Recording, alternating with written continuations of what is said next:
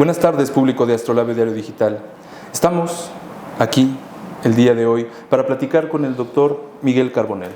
El doctor en Derecho por la Universidad Complutense de Madrid, abogado, profesor, escritor y ante todo uno de los más reconocidos constitucionalistas que tenemos actualmente en el país. Doctor, muchas gracias por acompañarnos. Un gusto estar contigo y con todo el auditorio de Astrolabio. Muchas gracias. Doctor, ya como lo comentábamos hace unos minutos, luego de que se aprobaran en México en septiembre pasado las reformas que darían paso a la elección de cargos judiciales aquí en el país, muchos especialistas, entre ellos usted, mencionaron que el país vivía una crisis constitucional.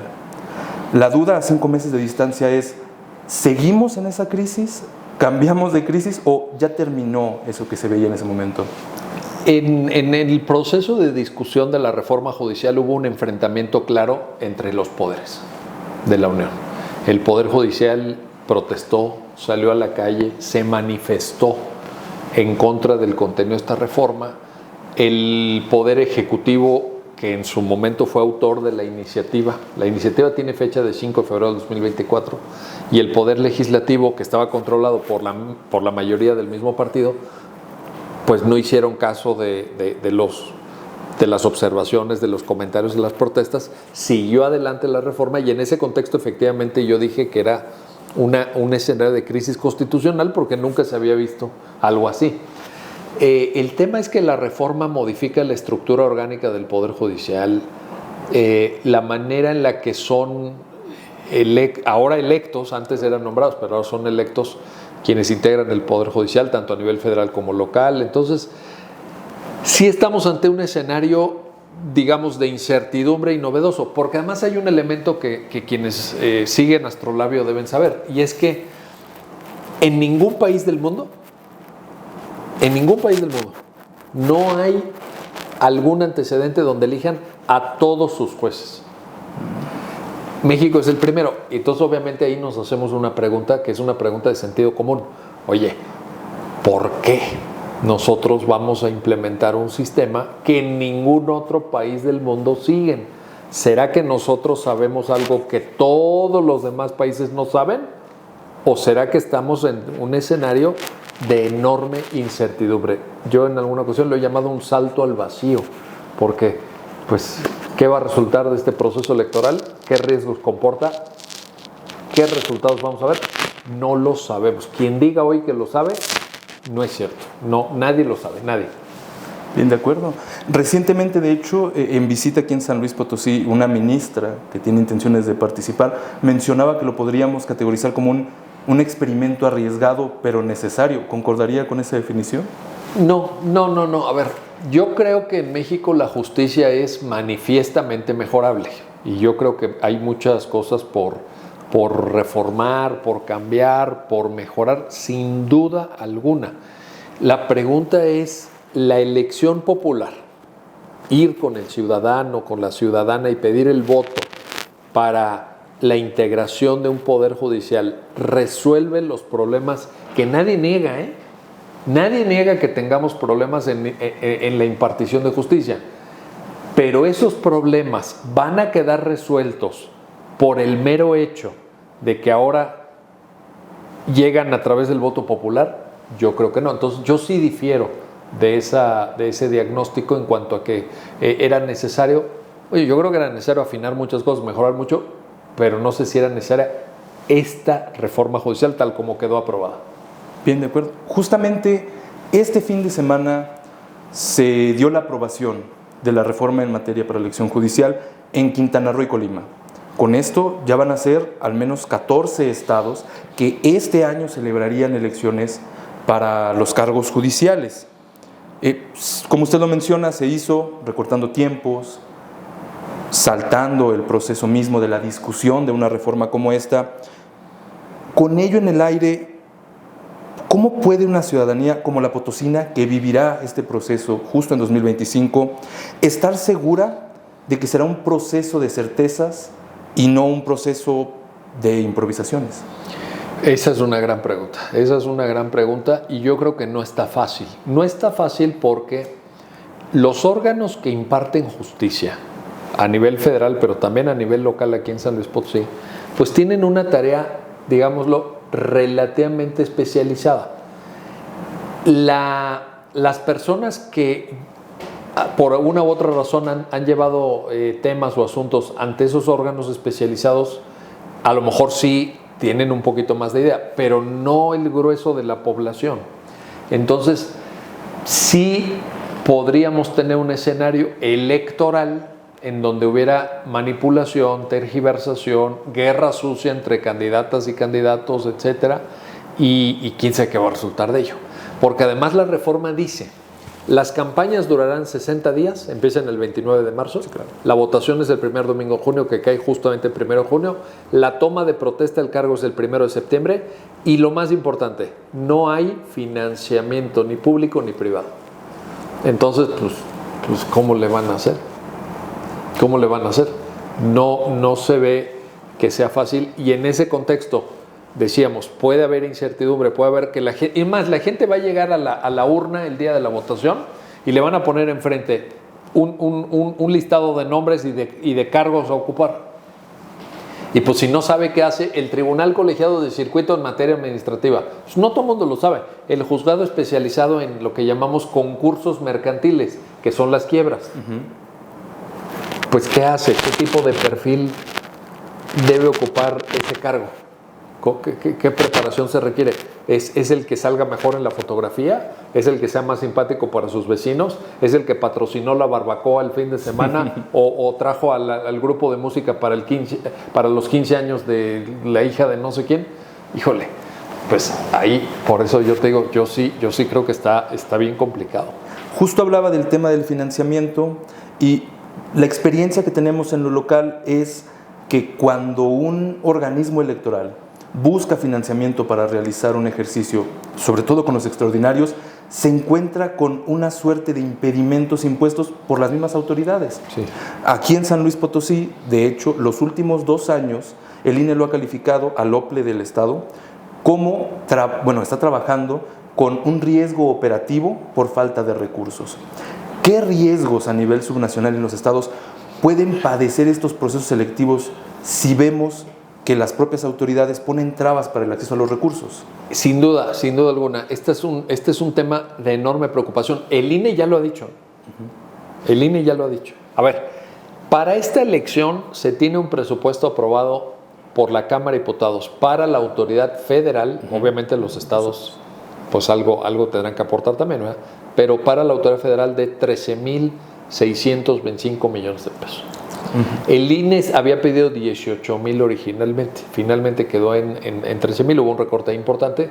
¿Y esto qué riesgos, preguntas, qué riesgos comporta? Bueno, pues en primer lugar que va a haber menos capacidad para contratar gente que esté capacitando para quienes van a ocupar el cargo de mesa directiva de casillas. Segundo, va a haber menos casillas a todo lo largo y ancho del territorio nacional, va a haber menos espacios. Van a tener que concentrarse las casillas, va a haber más urnas en un solo lugar, entonces la gente pues obviamente le va a quedar más lejos, eso va a impedir que aumente la participación y pues todas las consecuencias que de ello derivan. Entonces yo sí creo que también en este contexto de falta de recursos pues va a haber toda esta problemática, pero también hay que decir una cosa, a ver, 13,625 millones de pesos es mucho dinero. A lo mejor el INE dice, pero no es suficiente. Estoy de acuerdo. Pero, caray, no es poco. ¿O qué nos sobra el dinero? No. O sea, a ver, es que seamos serios en esto. A ver, generaste una reforma que a lo mejor no es la reforma óptima o en la que la mayoría de especialistas pensamos que no es la correcta, y te vas a gastar 13,000 y tantos millones de pesos en la elección del 2025, porque la reforma dice que también la mitad de integrantes del Poder Judicial Federal se van a elegir en 2027. Entonces, pues caray, no es poco dinero. O sea, estamos hablando de algo que es bastante significativo para el bolsillo de nosotros que pagamos impuestos. Totalmente. Justo el tema que menciona ahora, los formatos en los que se supone y se propuso que se eligiera a las personas sujetas a esta elección. A nivel federal la propuesta, sabemos, es primero la mitad. Sí. Y en 2027 la siguiente. Es correcto, así es. Aquí en San Luis Potosí, como pasó en otros estados, se sugirió y la pretensión es que se elijan todos los cargos que puedan estar sujetos a elección este mismo 2025. Lanzar al ruedo esta pretensión de cambiar todos los cargos de golpe en una sola elección, cuando es la primera vez que la realizamos, ¿es conveniente de alguna manera o supone otro riesgo? A ver, la reforma judicial a la Constitución Federal de fecha 15 de septiembre del 2024 impuso el modelo de elección de mitad del Poder Judicial en 2025 y la mitad en 2027. Para las entidades federativas lo dejó abierto. ¿En qué sentido? La reforma constitucional le dijo a las entidades federativas, tú puedes elegir a tus cargos judiciales en 2025 la mitad y en 2027 la otra mitad, en 2025 todos y en 2027 ninguno, o en 2027 todos y en 2025 ninguno. O sea, les planteo varios escenarios con el afán de que obviamente en cada entidad federativa la realidad es diferente. O sea, no es lo mismo el Estado de México que Colima, o no es lo mismo Tlaxcala que la Ciudad de México. Entonces, el poder reformar la Constitución un poco confió en las entidades federativas. Bueno, en San Luis, efectivamente, como muy bien se señala, pues van a ir a este ejercicio de renovación total y completa, que yo sí creo que si el escenario, como lo acabo de describir, es de enorme incertidumbre, pues aquí le estás sumando, o sea, la apuesta es muy alta, es una apuesta grande, la que están haciendo en San Luis Potosí. Yo les deseo el mayor de los éxitos, pero no lo sé. No sé qué tanto pues va a funcionar o no. Ahora, también hay que decir una cosa. El otro escenario también era complicado y lo van a tener complicado las entidades federativas que no se vayan a proceso electoral en 2025. ¿Por qué? Porque en 2025 el proceso electoral es exclusivo. Solamente para Poder Judicial. En 2027 eso no va a poder ser así porque es elección concurrente. Algunas entidades tienen elección local en el 2027 y luego está la federal que va a renovar toda la Cámara de Diputados. También.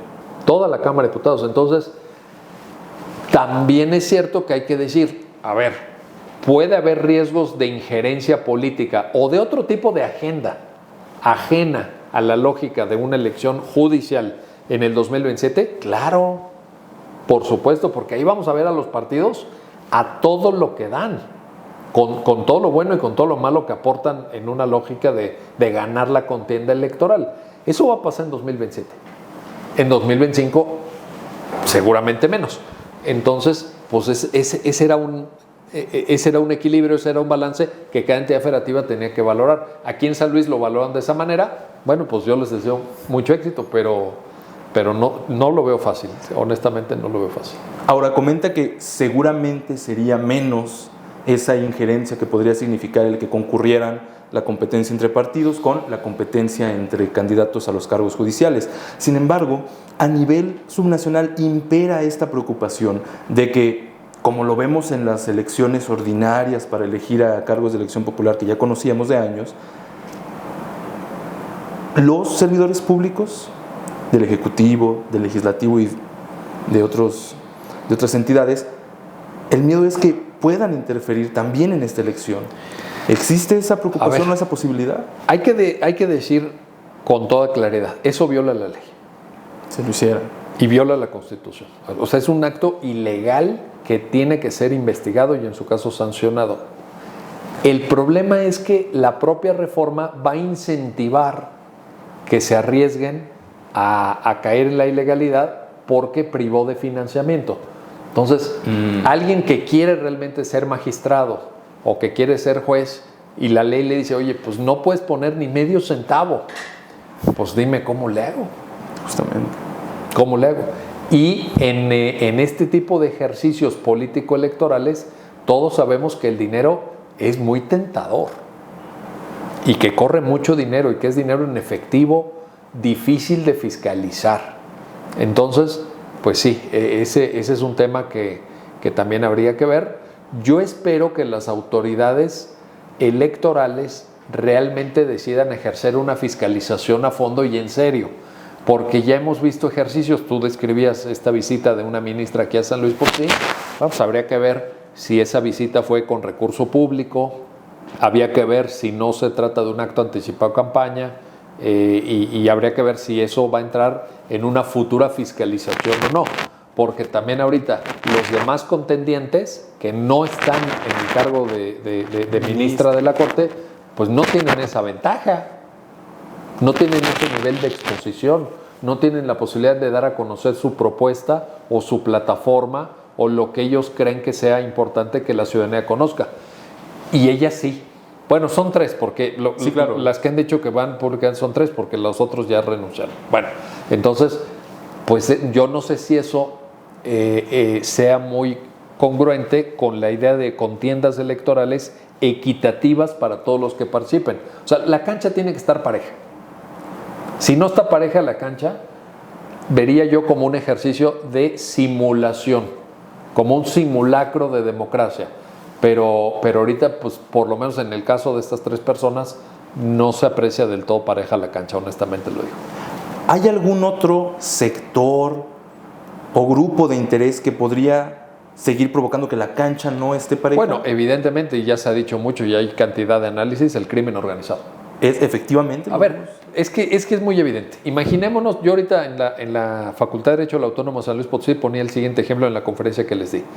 Imaginémonos que hay un proceso penal federal por delincuencia organizada contra el líder de la célula de no sé qué o el líder del cártel de no sé qué, y pues va a tocar dictar la sentencia a finales de año del Tribunal Colegiado de Circuito, que ya es la última instancia.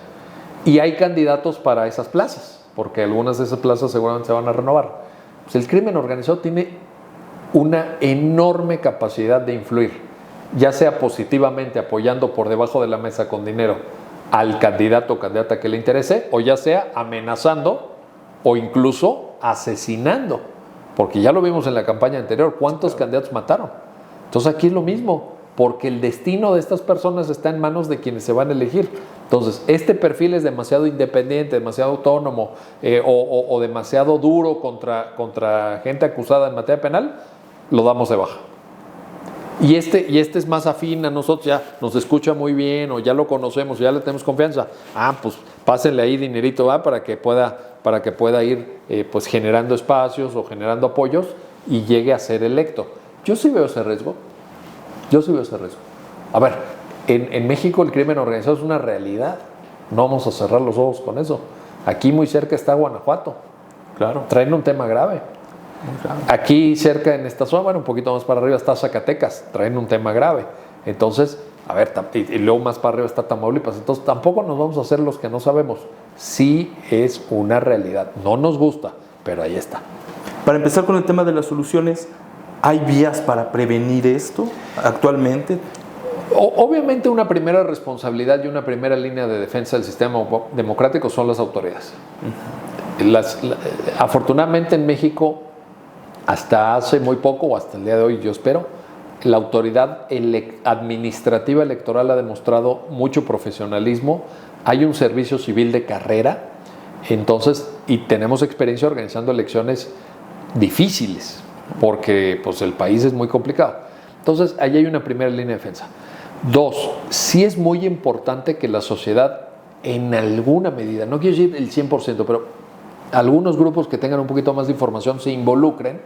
El papel de los medios va a ser fundamental, y que podamos nosotros como sociedad apreciar cuáles son los mejores perfiles que habría que intentar apoyar o darles la confianza del voto para que lleguen. Entonces, dentro del marasmo de nombres, dentro del océano de nombres que van a estar en las boletas, oye, pues dime quién es el que realmente vale la pena. Ese ejercicio hay que hacerlo, sin violar la normatividad, con todo respeto y todo, pero generando debates. Ustedes pueden convocar aquí un debate, oiga, vengan y tú les puedes hacer preguntas, o sea, todo eso hay que trabajarlo, porque pues al final del día una regla democrática es que la ciudadanía participe y esté informada. Y poco más.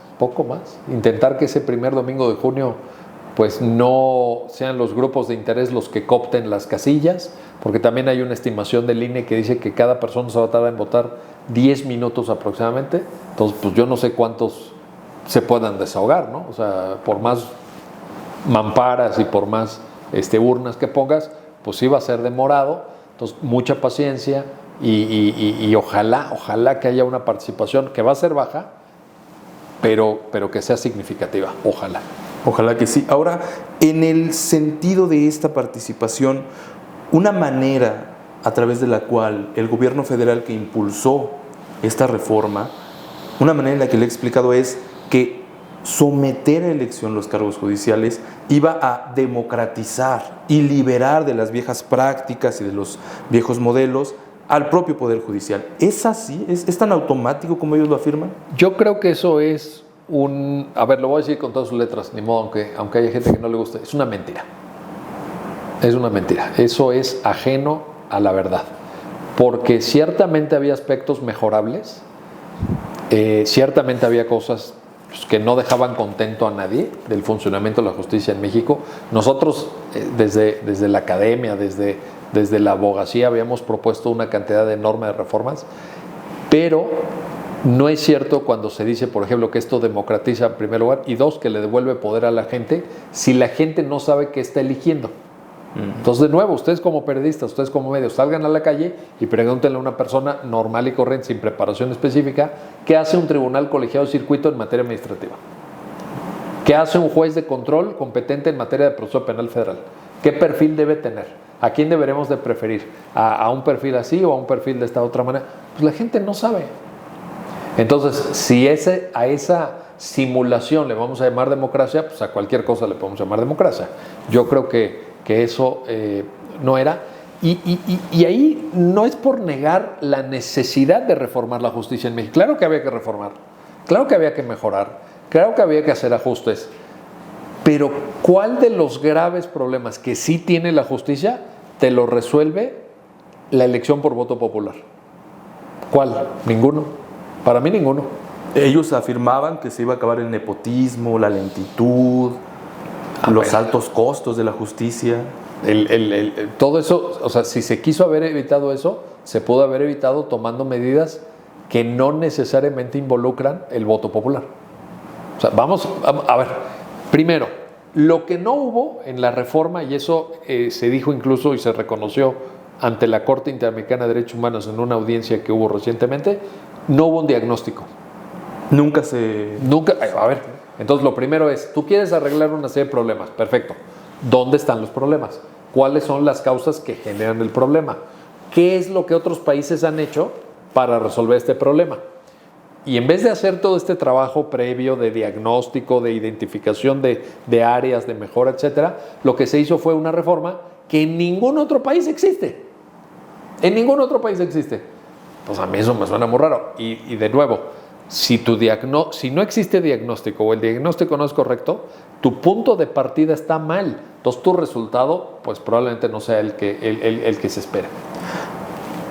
Algo que se mencionaba de inicio cuando se puso en evidencia los extremos de la reforma era que muy probablemente el sector que se buscaba beneficiar, que son las personas que tienen dificultad para acceder a la justicia, iban a seguir teniendo dificultades para acceder a la justicia. ¿Se ve eso o en algo de verdad acercan la justicia? Sin duda alguna, esta reforma va a ser una reforma que oriente a la justicia hacia grupos de interés y hacia grupos de poder. ¿Por qué? Pues porque si tú tienes un contexto institucional en donde en las campañas no puede haber financiamiento ni público ni privado, pues te vas a ir con quien tenga el poder. Tenga el poder político de mover gente, de movilizar votantes, tenga el poder económico de financiar campañas por abajo de la mesa, o tenga el poder mediático de proyectar cierto nombre o cierto perfil para que sea conocido por el potencial votante.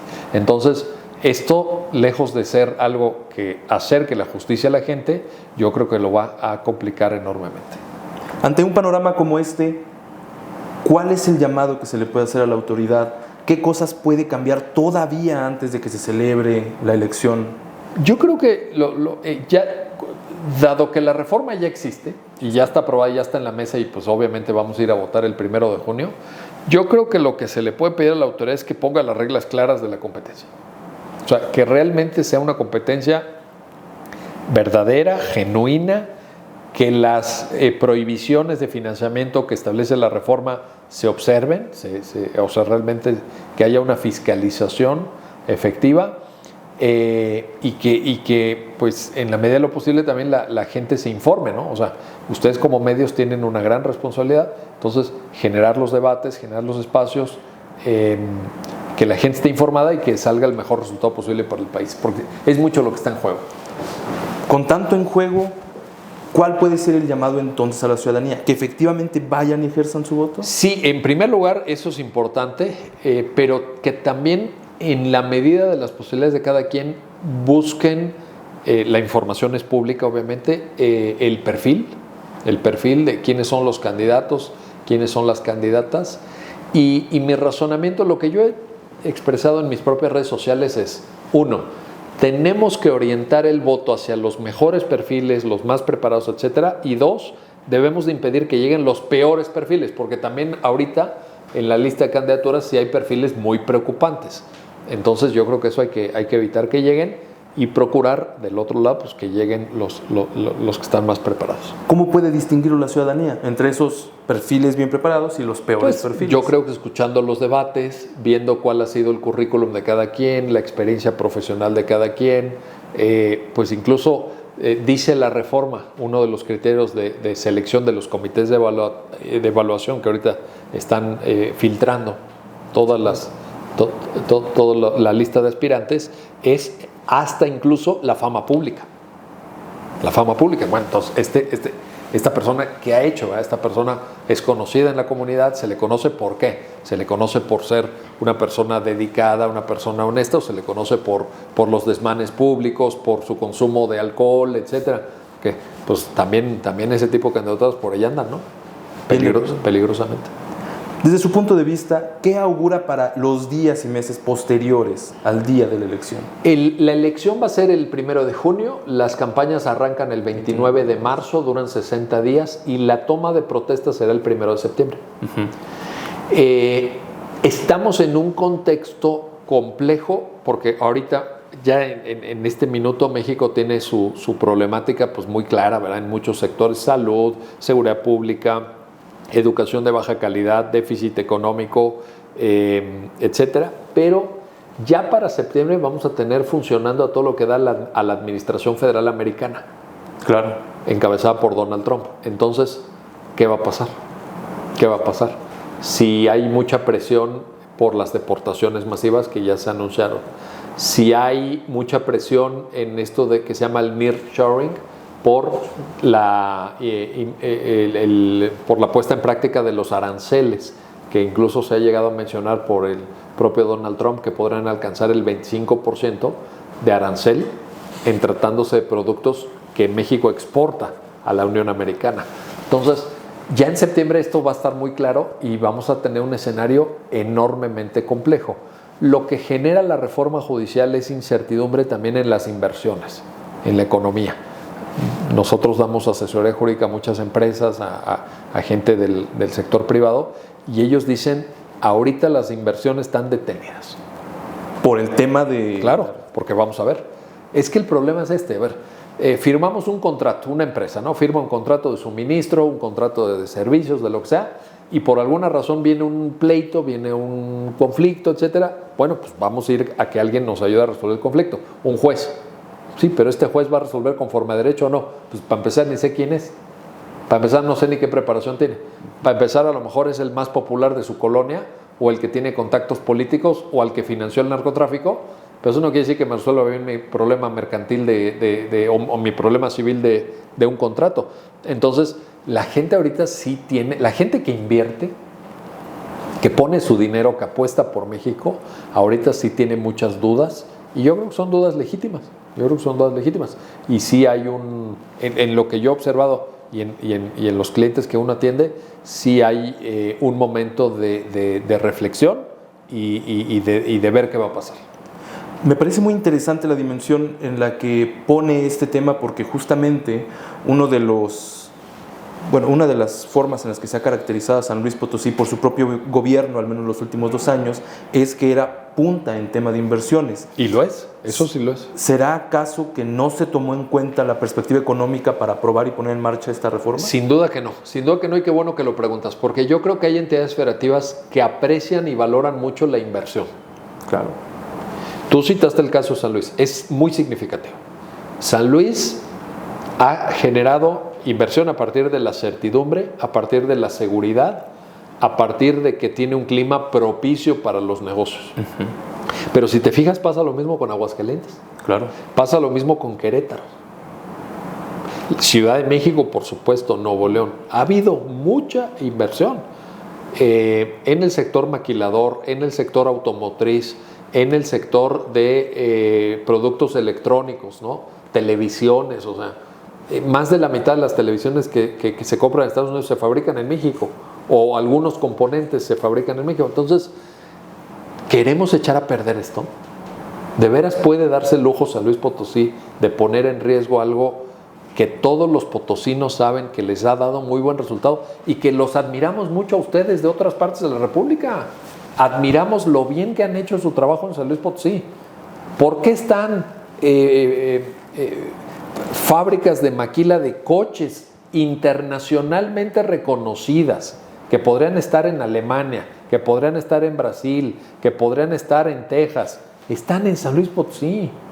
¿Por qué? Pues porque la gente de San Luis Potosí ha hecho las cosas bien, ha hecho las cosas correctas. Y ustedes tienen que sentirse orgullosos y tienen que defender eso que se ha hecho bien y no caer en improvisaciones o no caer en el populismo que ya sabemos que va a dar mal resultado. Entonces, pues San Luis es un ejemplo, pero hay muchos ejemplos en donde yo creo que no se merecen las entidades federativas correr riesgos innecesarios.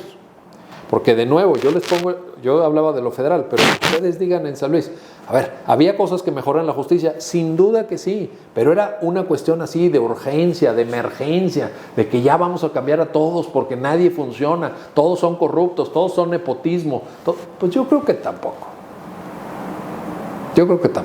Entonces, y sin embargo ahorita, pues sí, decidieron saltar al vacío. Bueno, pues éxito, les deseo mucho éxito. Este salto al vacío entonces se puede traducir como que pusimos en riesgo muy gratuitamente esa firmeza con la que trabajaban las instituciones que nos daba inversión solo por este experimento. Sí, pero la pregunta es, ¿a cambio de qué? Porque ustedes tienen la certeza de que a partir del 1 de septiembre del año 2025 la justicia en San Luis Potosí va a ser cuantitativa y cualitativamente mejor. Pues yo creo que nadie tiene esa certeza. Bueno, entonces ¿por qué pones en riesgo lo que ya tenías? Yo creo que es complicado. De acuerdo. Pero así están así está todo el país. ¿Por qué? Pues porque esta reforma se hizo sin pensarse. De acuerdo. Doctor, muchas gracias por acompañarnos el día de hoy en Astrolabio Diario Digital, de verdad. Un gusto, gracias. Gracias.